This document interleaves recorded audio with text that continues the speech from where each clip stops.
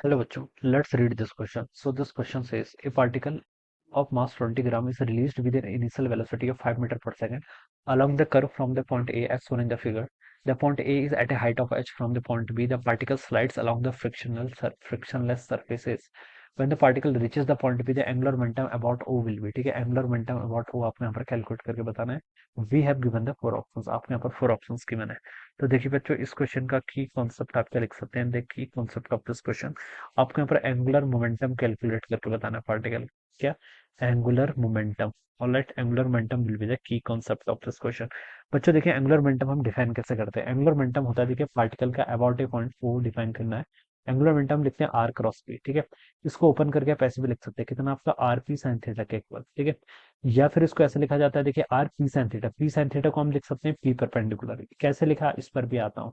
या फिर आप इसको ऐसे भी लिख सकते थे, कैसे R sine theta into P. ठीक है, इस चीज को ऐसे भी तो लिखा जा सकता है, are sine theta P.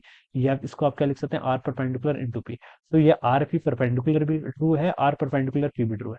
P perpendicular का मतलब है कि आर के जो परपेंडिकुलर डायरेक्शन में मोमेंटम होगा, और यहाँ पर आर परपेंडिकुलर का मतलब है कि मोमेंटम के परपेंडिकुलर डायरेक्शन में जो आर होगी, ठीक है, वो है यहाँ पर इसमें फ्रेंड्स. ठीक है, अब बच्चों देखिए क्वेश्चन पे आते हैं. यहाँ पर देखिए इस तरीके से यहाँ पर आपका एक गिर रहा है. ठीक है, यहाँ पर पार्टिकल इनिशियली आपका ए यहाँ पर था. ठीक है, it is at some height. ठीक है, इनिशियली सम हाइट पर थी. मान लीजिए ये मेरी क्या है, पोटेंशियल एनर्जी का रेफरेंस लेवल है. यहाँ पर जीरो पोटेंशियल एनर्जी मैंने बोल दिया. ठीक है, पार्टिकल एच हाइट ऊपर था, तो उसके पास पोटेंशियल एनर्जी होगी. कितनी होगी? इनिशियली देखिए आपका ये पार्टिकल रिलीज बोल रखा है ना, तो इनिशियल वेलोसिटी कितनी होगी इसकी, जीरो के इक्वल होगी. ठीक है, और यहाँ पर पार्टिकल के पास क्या होगी, काइनेटिक एनर्जी तो जीरो हो जाएगी. ठीक है, काइनेटिक एनर्जी के initial zero, it will have only potential energy. ठीक है, और किसके इक्वल होगी, एमजीएच के इक्वल. इसका मास क्वेश्चन में, चलिए मास कितनी, चलिए एमजीएच लिख लीजिए अभी. ठीक है, तो ठीक है, एमजीएच होगी.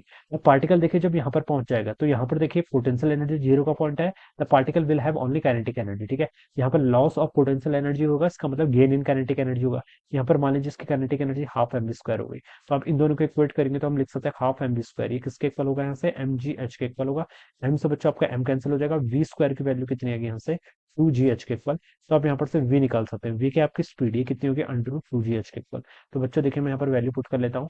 टू इंटू जी, जी की वैल्यू क्वेश्चन बोलेगा 10 लेने के लिए. हाइट आपको क्वेश्चन में गिवन कर रखी है कितनी, 10 मीटर के इक्वल. ठीक है, ये देखिए ये हाइट 10 है ना, यहाँ पर से यहाँ से लेकर यहाँ तक की, तो ये 10 हो जाएगा. तो देखिए 10 बाहर आ जाएगा, अंडर रूट टू बच जाएगा, तो 10 रूट 2 मीटर पर सेकंड. ये तो बच्चों पार्टिकल की क्या आ गई, यहाँ पर से आपकी स्पीड आ गई. ठीक है, this is the speed of the particle. Alright, this is our we.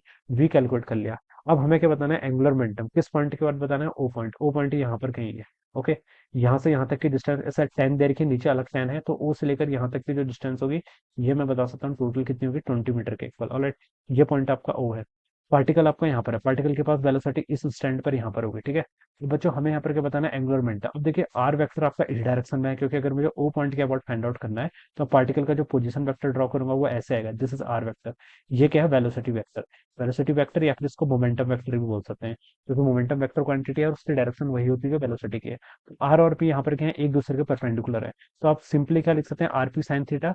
Theta कितना है यहाँ पर 90, तो आप सिंपली इसको आरपी लिख लेंगे. ठीक है, आरपी, या फिर आप पी किसके इक्वल होगा, एम वी के इक्वल, तो एम बी आर भी लिख सकते हैं.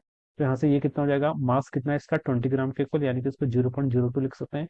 वेलोसिटी कितनी है, 10 रूट 2 इंटू आर. आर क्या है, परपेंडिकुलर डिस्टेंस, जो कि 20 मीटर के इक्वल है. तो यहाँ से 20 हो जाएगा, तो उसको मल्टीप्लाई करेंगे तो ये आपका कितना हो जाएगा, 0.02 से अगर हम 20 को मल्टीप्लाई करेंगे तो कितना आएगा, 0.2 इंटू 0.4, 0.4 इंटू 10 करूंगा तो कितना होगा, 0.4 इंटू 10 करूंगा तो 4 के इक्वल हो जाएगा.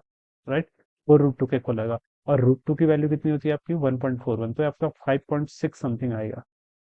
ठीक है, ये कितना आएगा यहाँ से आपका 5.6 समथिंग आएगा, जिसको मैं राउंड ऑफ करके 6 लिख सकता हूँ, तो 6 kg मीटर स्क्वायर पर सेकंड के इक्वल आएगा. ठीक है, ये इसका आंसर आना चाहिए बच्चों.